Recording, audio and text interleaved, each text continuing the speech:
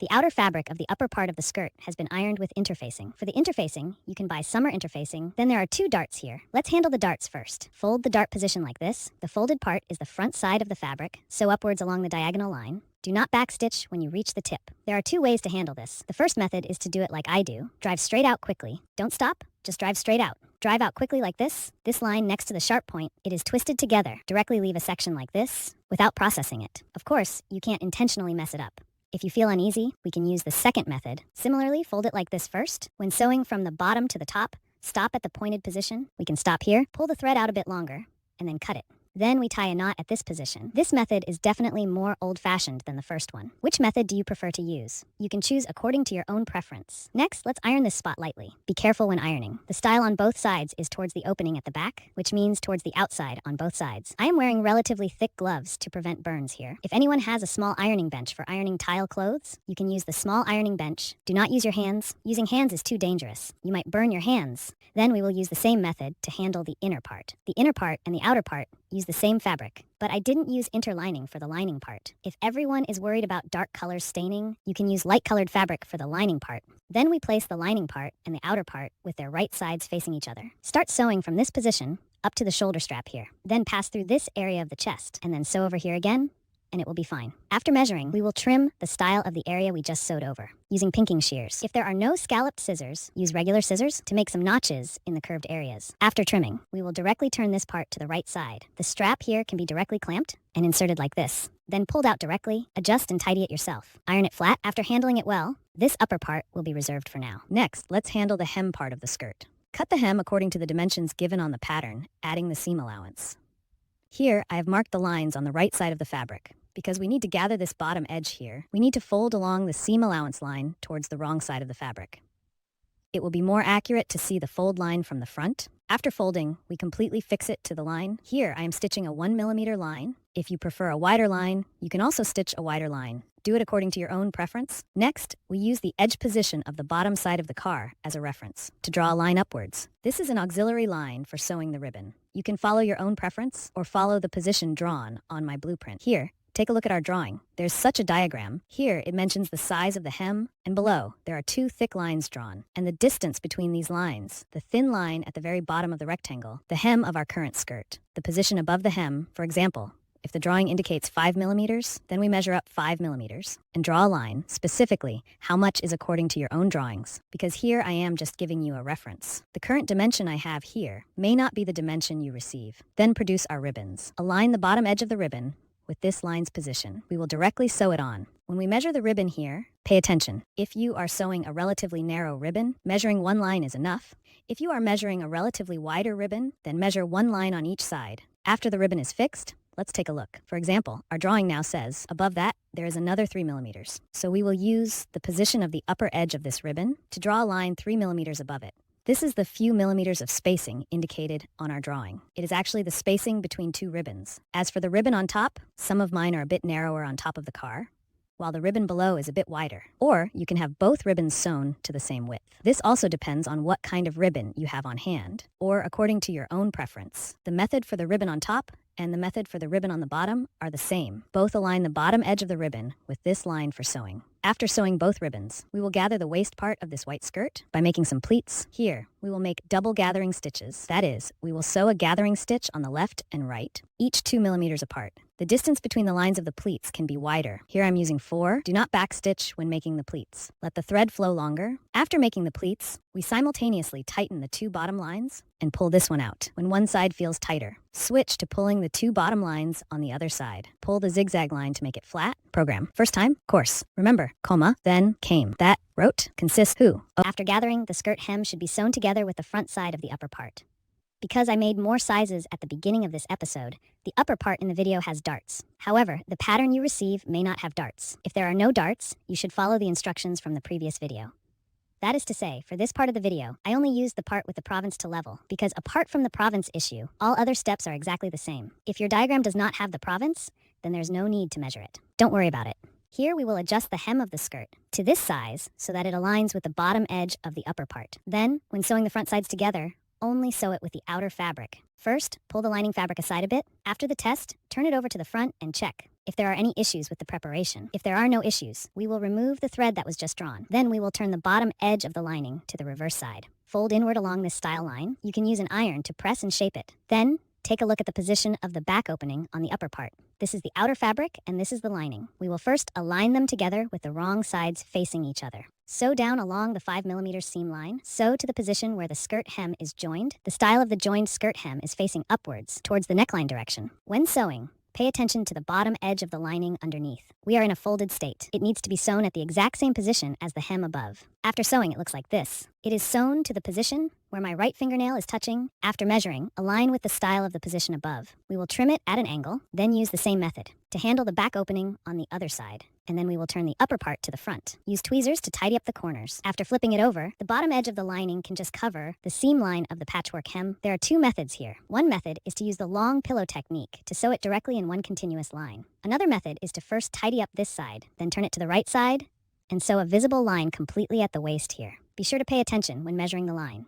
The style at this position, we are heading towards the neckline, not towards the hem. Then we handle the two sides of the hem. We directly follow this style line. Fold it towards the opposite side. After folding, it aligns with the edge of the upper part. After folding, we sew a line from the left side upwards to secure it. If the sisters are relatively good at top stitching, we can top stitch the entire circle of the shoulder strap and chest area. Then come down the skirt from the right side. If the sisters are not very good at top stitching, you can just top stitch the two sides. After removing it, we will sew a hidden button at the back ourselves. Then directly sew the front strap at this position. There is no need to sew a hidden button here. At the strap, just sew it up directly with needle and thread. Then decorate it with a button. There is no need to sew a hidden button in this position. If you sew a hidden button, it will still bulge. We already have an opening at the back. Sew the surface with needle and thread and add a decorative button. Then our skirt will be finished. All right, 25/6/666.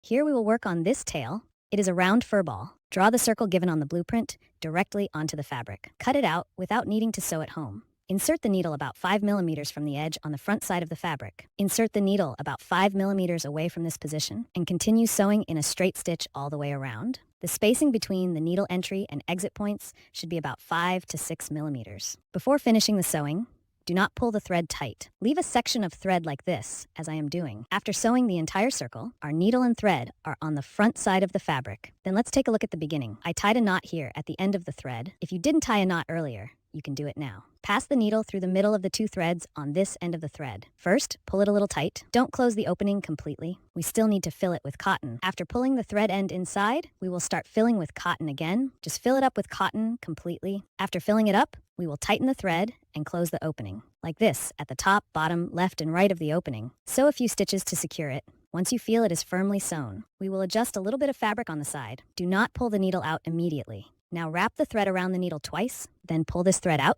Like this, the knot is tied. After tying the knot, there are two methods. The first method is we directly sew it onto the back of the dress. Another method is that we can make it movable. Here, I'm using this type of small pin. Everyone can also buy other types. Anyway, as long as it can be fastened, it's fine. We sew a few stitches on this line. Fix it in place. Pay attention, it's this side, this line. Don't sew it to the real side. I'll fasten it here first. I'm afraid of pricking myself. Everyone just needs to pay attention to the direction. In fact, it is actually sewn directly onto this dress. The position at the back is better because it is more hidden that way. If you use a pin, just say that sometimes if it's not arranged properly, it might be visible. Or sisters can also use a magnet, one of the magnets. We sew it inside this pom-pom and then place another magnet inside the clothes. This is actually also possible. There are many ways to do this. Everyone can choose according to their own preference. I won't demonstrate each one here. After securing the stitches, just finish off.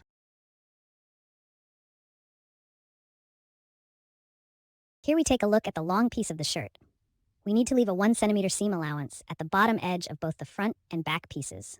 This will make it easier for us to fold and finish the edges later. Next, let's look at the front piece. There is a dashed line at this position on the front piece. We also need to draw the dashed line on the fabric. Then add a normal 5mm seam allowance at the edge where the opening is. Next is the sleeve. The sleeve is divided into front and back. The back side has a vertical line and 2 marking points. Some sizes have only 1 vertical line, without 2 marking points. As for whether there are any, please refer to your own drawings. Then this collar stand consists of 2 pieces. There are 3 marking points on the collar stand. You need to mark the positions of these 3 points. Next is our collar. As for this collar, I drew it on 1 piece of fabric. Then the upper and lower pieces of fabric will be trimmed together after the side seams are finished. Here we will handle the front opening, which is the position of the placket. This is how it looks after I have folded it. It has been folded twice in total. Now we'll demonstrate with another piece. The first fold is along this seam line, folding it inward towards the wrong side. You can use an iron to set the fold in place. Then fold again along the dotted line. In the same way towards the reverse side. After folding, we directly measure a line on the front side to fix this position. Handle the other piece in the same way. After measuring, the front side looks like this, the reverse side looks like this. Here we will first handle the collar stand. The top of the collar stand here has 3 marking points. Everyone remember to draw them out. Then we first take one piece of the bottom edge of this collar stand. Along this style line, fold it towards the reverse side. After folding, use an iron to set the shape. We need to pay attention when making the collar because the collar and collar stand parts are relatively small, especially when working with small sizes. There are many places with this style, even 5 millimeters can be too wide. So when we feel that this style is too wide and it affects your operation, for example, after folding like this or sometimes after sewing, you can trim this overly wide style to make it more suitable. For larger sizes, quarter scale bear girls are fine. For smaller sizes, such as those below 1/6 scale, these styles need to be trimmed more or less. After preparing the collar seat, set it aside. Then we take out the collar. As for the collar, I only drew the pattern on one piece of fabric. After sewing, trim it. When sewing, note that the bottom edge is not sewn. At the beginning and end, we extend it outward by 5 millimeters. From here, go across and then down. At the 2 sharp corners, we can insert a thread while sewing. For the specific method of inserting the thread, there is a separate video tutorial in our folder. Those who are unsure can watch it. After the car is ready, we tuck the wire that was just clamped inside because at this time we need to start trimming the top. Be careful not to cut the wire for the edge without stitching. We leave a normal seam allowance of 5 millimeters. For the rest, a seam allowance of 2 to 3 millimeters is sufficient for the 2 sharp corners. We trim them diagonally like this. There are 2 wires clamped inside these 2 corners. Be careful not to cut this wire. Then we turn the collar to the right side, iron it flat, then take out the 2 collar stands we prepared earlier. Place the ironed collar stand at the bottom with the right side facing up. The sewn collar, if you have a front and back side, place the right side facing down, then place an unironed collar stand on top. Its front side is also facing down. If your skills are good enough, sister, you can sew all 3 layers together. If you feel it's not possible, we can sew it in 2 steps. Here I also sew it in 2 steps. First, let's fold the collar we just sewed. Make a mark at the center point. Here, I first sew it together with the unpressed collar stand. The front side of the bottom collar stand is facing up. The collar above should be facing down. The starting edge of the collar should align with the marking point at the very edge of the collar stand below. When sewing to the middle part, align with the marking point in the middle. When sewing to the very end, align with the marking point at the very end. When sewing, make sure the top and bottom stitching lines are aligned. After sewing, the front side looks like this. The back side looks like this. Then we take out the collar stand that was ironed earlier. Stack 3 pieces like this. At this point, the collar is sandwiched in the middle. The 2 collar stands are facing each other. When we sew, we start sewing from this point. The bottom one is also at this point. After finishing the powder, it looks like this. I have changed to a slightly larger size here. It's clearer to see. Then we trim the seam we just finished. In curved areas, make some notches, or you can also use pinking shears to cut directly. After cutting, turn the collar stand to the right side. Use tweezers to tidy up the edges and corners.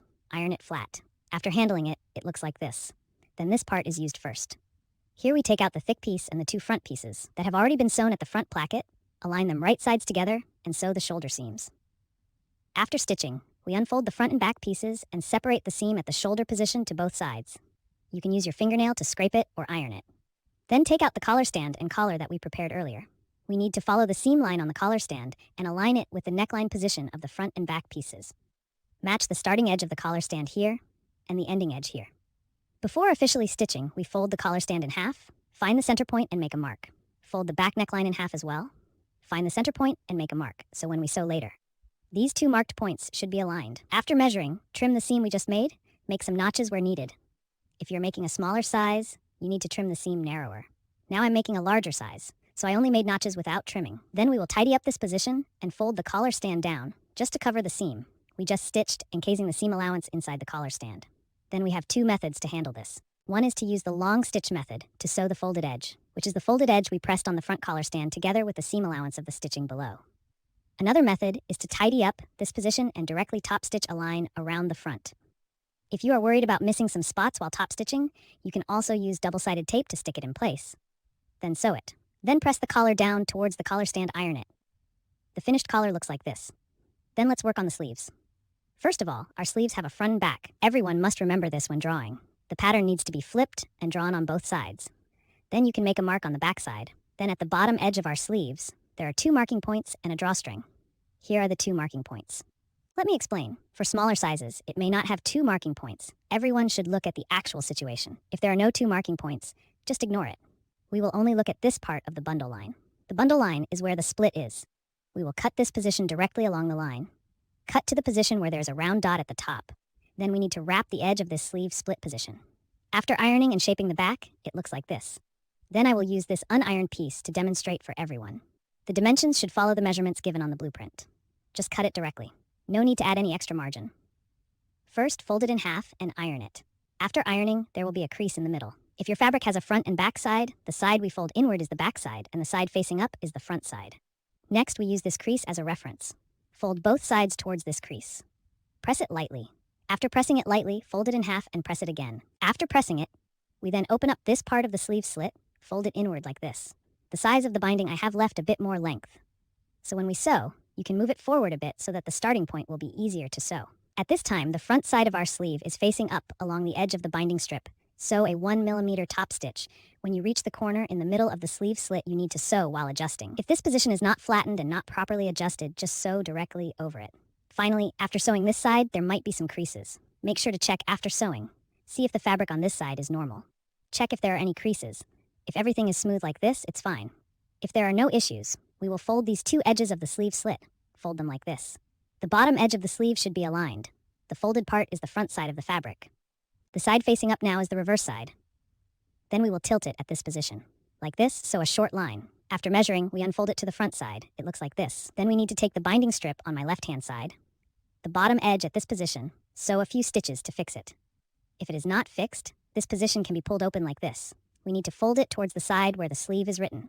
That is to say, in a moment when we do the other sleeve, you need to pay attention to this direction. It is towards the front of the sleeve, because now it is towards my left-hand side. So in a moment, it should be towards my right-hand side. Anyway, don't bother remembering left and right, just remember directly. Fold it in the direction towards the front of the sleeve, then fold it over like this, and sew it on the bottom edge, but not exactly on the seam line. Sew it towards the seam, just a little bit away from the seam. We can temporarily fix it with a few stitches, then we can handle the excess bottom edge of this binding strip, trim it off, then take another look at the parts of these two markers. The small size does not have these two markers. The small size skips this step directly. If your drawing has these two markers, we will leave the marker that is relatively far away, fold it like this, then towards the closer marker, fold it over like this so that the positions of the two markers are aligned. Fold it like this. This position will form a crease. Then we also temporarily sew a few stitches here to hold it in place. Sew a few stitches next to the seam line, just a little bit towards the seam the other sleeve. Everyone, please repeat the steps on your own. After both sleeves are handled properly, we can start attaching the sleeves. Here, one of the sleeves I have already sewn. Now let's sew the other sleeve. The method for attaching both sleeves is the same. When we are attaching the sleeves, please note that on our sleeves, there is a marking for the front and back. The back piece is connected to the back direction. The front piece is connected to the front direction. When sewing, the right sides are facing each other. Then the curvature of these two positions is different. So we need to adjust the curvature while sewing. Align the top and bottom to sew. After sewing, we will attach the front and back pieces and the sleeves. Fully expanded, it looks like this. This is the back piece, and this is the front piece. We will place the front piece and back piece with the right sides facing each other. Sew the side seams of the front and back pieces and the seam of the sleeve at this position. Then sew the other side seam of the front and back pieces and the side seam of the sleeve at this position. Similarly, it is also face to face. Measure the positions under both armpits. Make a few snips. Then we turn both sleeves to the front side. We will work on the cuff part. At this point, the side seams of our sleeves are already sewn. Only this sleeve slit remains. There is an opening here. Take out the fabric of our cuff and the position of the sleeve placket, with the right sides facing each other at the starting position. The cuff fabric should extend by 5 mm, just like this. Cover it up. Cover it up with the right sides facing each other. The edge position of the sleeve placket below aligns with this stitching line. Then sew along the edge with a top stitch. This position, because the side seam has already been sewn, so it only has the sleeve slit left. A small opening. It's not very easy to sew. Everyone should organize the fabric underneath while sewing, to avoid sewing to other parts. After sewing, the cuff part will have an extra section. This is normal, because it is a whole circle. I give some extra reserved parts. It will be easier to sew when we stitch. Leave a 5 mm seam allowance, that is 5 mm from the edge of this sleeve slit. We trim off the excess part, then we finish sewing it. Fold the cuff upwards at this position, turn it to the front. Then we will take the cuff and the style on the other side towards the reverse side. Fold it inward like this, along the style line. Fold it well. It looks like this. Then we will take the position we just folded. Fold it down in our own direction. Fold it down like this. At this time, what is folded in is the front of the cuff. Both ends are the same. Fold it down in this direction. Then along the edge, 5 millimeters at the position of the seam line. Sew it. Be careful when sewing. The fabric of this sleeve placket cannot be sewn along its edge. Both sides are handled in the same way to finish it properly. At the top position, we trim it diagonally for style, then turn the cuff to the right side. Use tweezers to tidy up all the edges and corners. After turning it right side out, the position of this crease can perfectly cover our sleeve, and this cuff with the stitching line. Then if you're making a small size, I suggest you directly use the long pillow method to sew it together. If you are working on a large size, you can turn it over to measure the top stitch. Because for small sizes, this position is relatively narrow. If you want to measure the top stitch, it's a bit difficult. It's better to just sew it up. The full-length pillow method is faster. Anyway, everyone should consider their own situation. It's also possible to measure the top stitch directly for small sizes. It's just a bit more difficult. The first method is a bit simpler. Right at the position where I'm now measuring the top stitch, we align the mouth and the sleeve at this joining position. We can measure a top stitch like this. After measuring, it looks like this. Here, a top stitch goes across. Then we finally sew a snap button at this position ourselves. Just join both sides together. Another method is the entire circumference of the cuff. We measure the top stitching all around. The cuff is currently a rectangle. We can measure the top stitching all around. Like here, I have used double-sided tape to secure the inside of the cuff. The place where it is sewn is glued again. This way, it will be easier to measure for those who don't use double-sided tape. You can also glue it first, and then measure. This measures the top stitching. It's just in a different position. One only measures one line, the other measures a circle. It doesn't affect the garment itself. It's just a decorative stitching effect. The positions for sewing the snap buttons are all the same. Here, I have already sewn the snap buttons. I am using relatively small and thin, transparent snap buttons. But compared to those metal buttons, they are actually not as easy to use. The advantage is that they are more discreet. They can be used, but they are not particularly easy to use. Everyone can choose according to their needs. If it's for selling, I suggest using the metal one. Finally, we fold the bottom edge of the front and back pieces along the wind line, and directly sew a line on the front to fix it. This is how the bottom edge looks after being sewn. Then let's take a look at the snap button in the lining and outer fabric of the hat's panels are both made of 6 pieces. Now let's take a look at the fabric. The fabric on the left side is the lining. For the lining, I used a striped fabric. Next is the outer fabric. For the outer fabric, I used the same fabric as the skirt. However, it has been ironed. Actually, you can directly use the striped fabric, but because I wanted the color to match the skirt, and I couldn't find a fabric with no color difference at all, so I can only use the fabric of the skirt to iron a layer of scale, and then use it as the outer fabric. Here's the hat brim. For the hat brim, we need to pay attention. If there is such a symbol on your pattern, it means that the pattern for the hat brim is only half. We need to flip it over like this and draw the other half as well. If there is no such symbol, then it is complete. Generally, small sizes do not have this symbol, but large sizes do. Then, the brim of the hat uses this fabric, which is also a layer of twill fabric, and then a layer of 60-count fabric that has been ironed. If you don't mind the color difference, or if you are using other color combinations. Actually, you can use the same twill fabric for both the outer and inner fabric, as long as they are of similar thickness. For making the ears, if you're using the same long-haired fabric as I am, we need to pay attention to the direction of the hair flow, which should be downward. That is, the direction of the hair. All of it goes downward. Then we place the 2 pieces of fabric together with their right sides facing each other. After measuring, we trim it. When measuring, extend both the beginning and the end by 5 millimeters. Then the 2 short lines at the bottom are not sewn. Also, for the pink fabric on top, I used the popcorn fabric from Abu, but it seems to be out of stock. You can find a substitute yourself. Just make sure it's not too thick. It doesn't need to be as thick as the plush fabric below. Also, because this fabric is very elastic, so you can see that I actually ironed the entire scale. The reason for the scale is that after we iron the scale, its elasticity won't be that high. It's easier to sew, less likely to deform. If your fabric isn't that elastic. After measuring, we will trim it. Leave a margin of 2 to 3 millimeters at the seam just now. No stitching at the position. Leave a 5 millimeter gap at the bottom for ventilation. Then we will flip the ear over. Next, we need to insert a frame inside. I'm using this kind of animal skeleton, but it's basically just a twisty stick. If you don't have this on hand, you can also use a twisty stick. An aluminum wire can also be used. Use whatever you have on hand. As long as it can create a stylish look, it's fine. Bend it like this, then tuck it in. Don't trim off all the excess at both ends. Leave at least 1 centimeter. This way it will be easier to handle later. Trim the excess parts after the final stitching. Slightly separate the 2 ends, then fold the fabric on both sides, like this. After folding it, we sew a few stitches near the edge to secure this position. I don't recommend using a serger here, even though I am using a serger, because using a serger definitely carries the risk of skipped stitches. It's safer to hand sew it yourself. The 2 ears will look like this after being handled. If you want the gap in the middle to be more noticeable, we can secure it with a few red stitches here. Start by stitching straight across from the bottom of the ear. After the needle comes out, from this point, stitch diagonally upwards. Note that the needle goes up diagonally like this. Then, similarly, continue stitching diagonally across from the point where the needle came out. Stitch until about halfway up the ear. Do not pull it too tight. If it's too tight, it will become deformed. Sew to the appropriate position. Then we pass the needle and thread through to the other side, like this, and then sew diagonally all the way down. Then tie a knot at this position. Also, if you are using fabric with very short fibers and you can see some needle holes, then this method is not recommended. You can sew a few stitches inside the pink gap of the ear to secure it. That works too. Now let's handle this part of the hat brim. Sew the two pieces of fabric together, with the right sides facing each other along the edge with a larger curve. After sewing, trim the seam you just sewed with pinking shears. If you don't have pinking shears, you can use regular scissors to make some notches. After making the notches, turn this part to the right side. Then fold and press the seam we just sewed. When pressing, you can use a piece of cloth as a buffer. This way, dark fabrics are less likely to leave marks. For the sample garment I made, I didn't use any interlining. When you make it yourself, especially for those who are selling, if the fabric tends to leave marks, it's best to add a layer of interlining or grid fabric before ironing. Then we unfold the two ends, lining to lining, outer fabric to outer fabric, sew a 5mm seam along the edge directly on the side.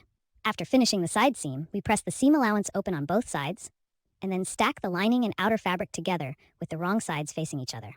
Now we have a circle around the brim of the hat. Then we sew a straight line along the edge with the front side up. The other side is not sewn. This side has 2 layers of fabric that can be pulled apart. Here we also sew a line along the edge, then make a seam outward towards this side. This is mainly to fix the 2 layers of fabric into one layer, so that when we sew this whole circle together with the hat piece, it will be easier to sew. Otherwise, if it's 2 layers, it sometimes easily pulls apart and deforms. Here we will sew the hat piece first. We sew the outer fabric with the 2 outer fabrics facing each other at the beginning and end. Extend 5mm out after sewing. We will split the seam allowance at this position to both sides. You can use an iron to press it flat. Then we take out the third hat piece and align it with the edge of one of the hat pieces, with the right sides facing each other. Also sew along the top and bottom seam lines directly after sewing. Also, press the seam open to both sides. You can use an iron to press it flat, then we turn it to the right side. At the 2 positions we just sewed, stitch a top stitch on each side of the seam, then use the same method. Process the other 3 pieces of the outer fabric as well. After processing, now it becomes 2 pieces of hat like this. 3 pieces combined together. Then we stack them together with the right sides facing each other. Sew along this seam line. After sewing, press the seam open to both sides. Also turn it to the right side. Top stitch on each side. In this way, we have finished processing the outer fabric. Then we will handle the lining. The method for the lining and the outer fabric is the same, but there is only one position that is different, which is that it needs to leave an opening at the end. Here we also sew 3 pieces together as a group, then align them with the right sides facing each other. Measure about 1 centimeter from the starting position. Then we make a few back stitches, then skip the opening position. Continue to sew the rest of the seam. Sisters who are not good at turning over, you can leave a larger opening for turning because inside this, it also has ears. Leaving it too small makes it difficult to turn over anyway. In the end, you can use a long stitch method to sew up the opening after measuring. Also split this seam allowance to both sides. Top stitch on the right side. The part of the opening is not sewn. We will just follow the win line fold. After propping it up, it looks like this. There is a reverse opening here. Because the fabric color of the hat piece is relatively dark, it might not be very clear. I will cover it with the blueprint here. Everyone take a look. This is one piece. Then the edge positions of the 2 pieces next to it. We need to fix the ears on it first. This is the outer fabric. We will directly fix it on the front. Then because there is a twist tie inside, it has a wire. Everyone should try to hand sew as much as possible. If you use a sewing machine directly, there might be a risk of breaking the needle. After fixing one side, it looks like this. The middle part here is one piece, and the part next to the ear is another piece. Then on the other side, there is a piece here. Then we need to fix an ear on the edge of this piece. Both ears should have the pink part facing forward. Everyone, please pay attention to the direction. Don't get it wrong. After both ears are fixed, it looks like this.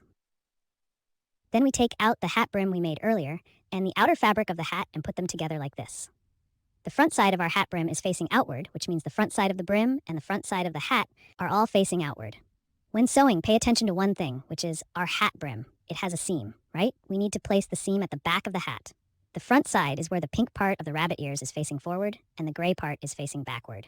This is the back. Everyone, please divide yourselves into front and back. Then we will sew along this circle. Directly stitch it together. It is recommended to first fix it with pins or clips, then stitch. After stitching, we will fold the 2 ears inward a bit. Then put the lining on. The lining and the outer fabric should be facing each other. Then the middle part is the hat brim. Similarly, use pins or clips to secure it first. Then sew the lining and outer fabric together along the seam. We just stitched. At this point, trim off the excess framework of the ear, because there is wire here, so gently feel it with your hand. If it feels sharp, it's best to use tweezers or something to clamp it and tuck this part in. In this way, it is less likely to get scratched. Then we take the lining of the hat and turn the hat inside out. You can take the ears out first to make it easier to turn. After turning it inside out, we will sew a seam around the entire edge where the brim and the hat piece are joined. When sewing the seam, we first press the ear down like this. The style of the ear at this time is at the position of my left hand. Then the right hand position is the ear. The sewing line reaches the position of the ear style. Because it is relatively thick, it is a bit difficult to sew, and there might be a wire inside. When everyone passes this position, be careful and go slowly, or we can manually stitch it a few times. If you feel something hard, just skip it a little bit. Then we turn the hat brim up. Be careful. This finished handcuff is bought like this. Then we need to add an open ring. The size of the open ring should be slightly larger than our strap. For example, our 5mm strap.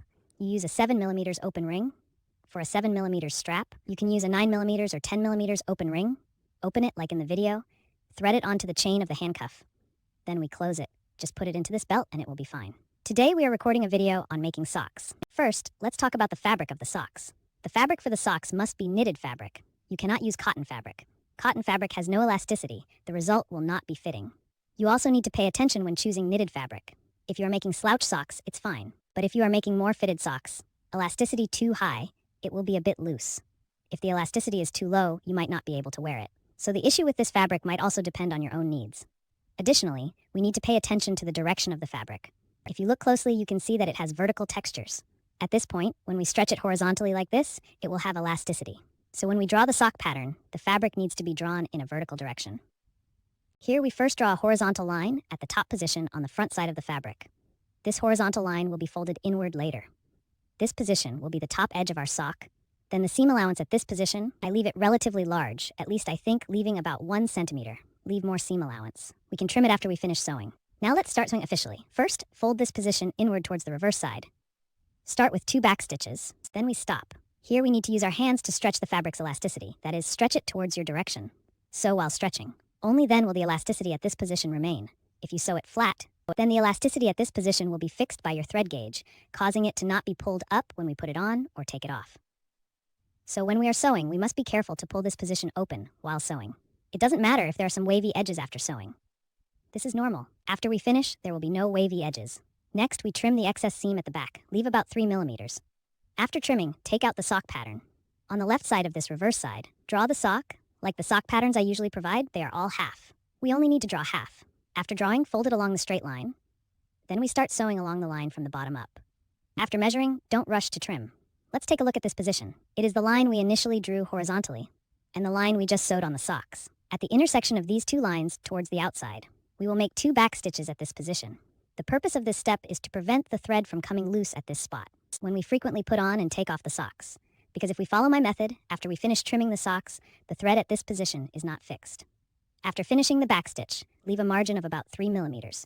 Cut off the sock after cutting. Turn the sock to the right side. Everyone can tidy and iron it. The sock is now finished for making the gun holster. I use this kind of leather fabric on the reverse side. Draw the pattern, no need to leave a margin at home anymore. Directly cut along the line. After cutting, we will fold this piece along the middle line. Fold it like this. After folding, we will also draw this pattern on the reverse side of the leather.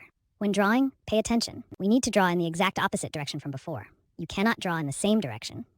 Be sure to flip it over before drawing, otherwise we won't be able to align them later then, directly along this red line. Cut it down. After cutting, let's align them first. These 2 parts can be overlapped like this, both sides have color on this side. Then we use the leftover material from earlier.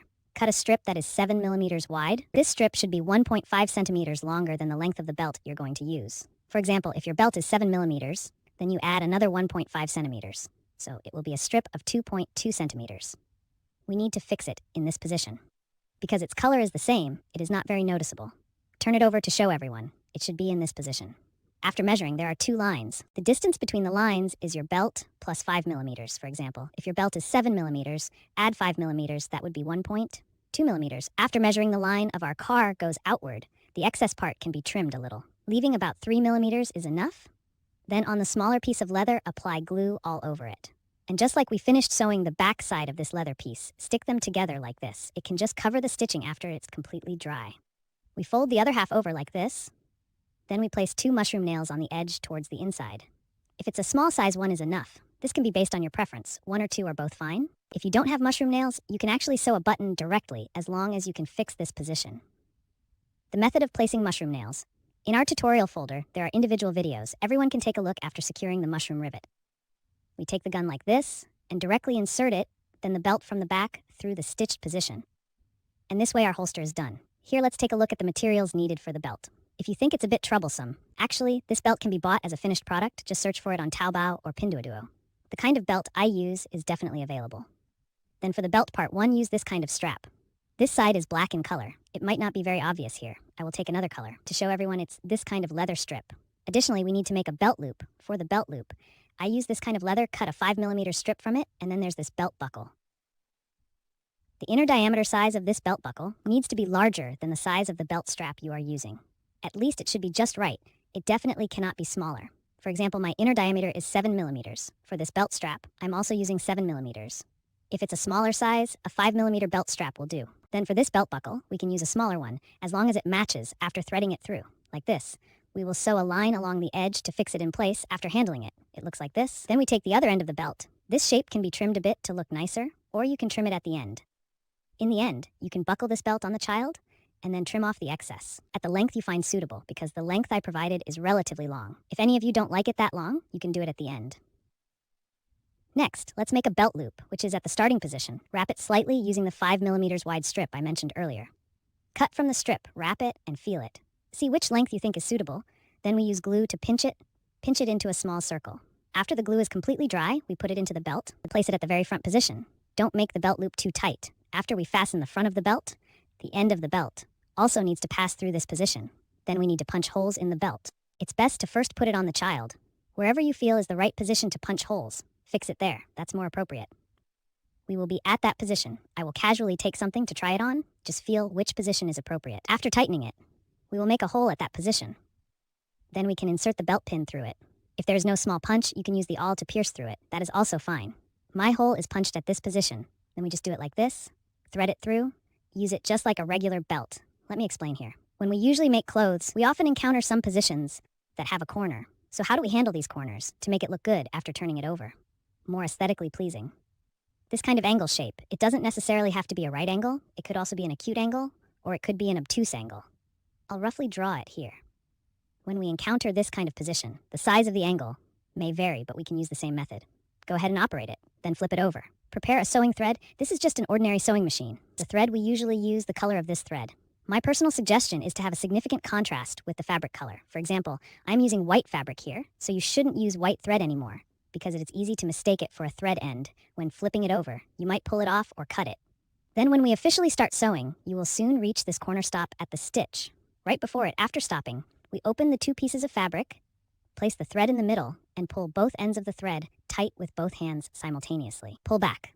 At this time, our needle is inserted into the fabric, so our thread will be caught by the needle. In this state, we move forward 1 stitch. This stitch must be exactly at the tip of this point. If some sisters, you are not sure about getting it exactly right, this stitch should reach this point. Then manually lift the presser foot. Turn the hand wheel a bit so that the last stitch falls exactly on this point. At this time, our needle is still in the fabric. Then we simultaneously tighten both ends of the thread. Pull it outward.